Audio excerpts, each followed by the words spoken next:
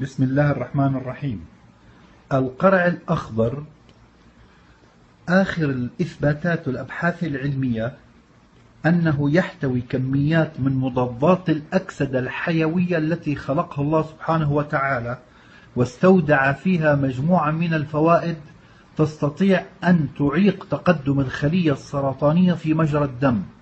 فالقرع الأخضر عند أكله مسلوقا لا يضاف إليه لا زيت ولا لحوم، يأكله الإنسان فيعمل كالإسفنجة على امتصاص مادة سمية في الأمعاء وإطراحها خارج الجسد.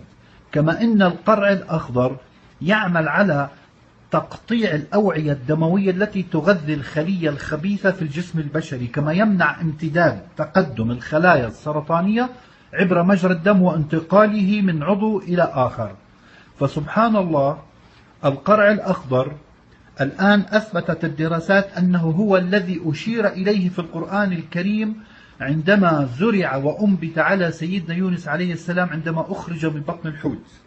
كون القرع الأخضر مرمم للجسم، مرمم للأعضاء الداخلية، كما أنه يحمل كمية من الكالسيوم تعالج هشاشة العظام وترقق العظام، وهو مفيد أيضا لانقطاع الدورة الشهرية ونقص الأستروجين، فائدة كبيرة. القرع الأخضر مفيد جدا لإنبات الشعر ولتقوية الجلد ولتقوية سبل المناعة الداخلية والذاتية، ومفيد للأمراض النفسية، حيث أنه يعالج الاكتئاب والوسواس القهري وكافة الأمراض التي تؤدي إلى الهم والغم، وترفع بكفاءة عالية جدا مستوى الهرمونات السعادة المتدفقة. هذا يؤدي إلى زيادة مطردة في تقدم الأشياء المفيدة للدم وللدورة الدموية. كما أن القرع الأخضر مفيد فائدة كبيرة للأطفال اللي عندهم تقوس في الساقين، اللي عندهم كسور، إذا لا سمح الله أي طفل صابه كسر معين، القرع الأخضر إذا أكل لمدة تزيد عن 3 أسابيع يعمل على ترميم الكسور بسرعة خارقة. اللب الأخضر الداخلي والقشرة تبع القرع الأخضر، يفضل نحن نطبخ القرع الأخضر بقشره لا نقشره. لماذا؟ لأن مادة البيتا كاروتين أو مضادات الأكسدة الموجودة في القرع الأخضر توجد ما بين القشرة واللب الأخضر مباشرة. هذه المادة إذا ما قشرت ووضعت في الهواء الجوي بعد 3 أيام نشوفها جفت وأصبحت مادة حوارية زي كأنها كالسيوم شديد. يعني القرع الأخضر هو أعلى كمية كالسيوم من الحليب، أعلى كمية كالسيوم من أي نباتات أخرى مهما كانت، حتى على مستوى الخضار اللي خلقها الله سبحانه وتعالى.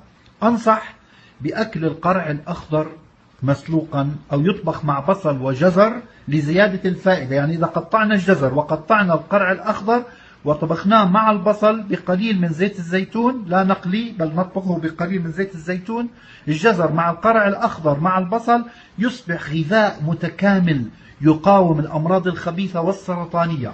إضافة إلى أن هذه الوجبة تعيق امتصاص الكالسيوم، تعيق امتصاص الكوليسترول والدهون الثلاثية للدم. يعني بمعنى آخر، اللي عنده كوليسترول يتحطم الكوليسترول عندما يأكل الأخضر لو 3 مرات في الأسبوع بشكل مستمر أو بشكل يومي، ما في مانع، لأن هذا يعمل على عدم تشكل الكوليسترول. أيضا الدهون الثلاثية المدمرة للجسم، أيضا ضغط الدم المرتفع، لأن القرع الأخضر يعمل على امتصاص الصوديوم أو الأملاح الزائدة في الدم ويمتصها كالإسفنجة كما أسلفنا سابقا ويطرحها خارج الجسد. القرع الأخضر أيضا مفيد جدا اللي عنده سكري.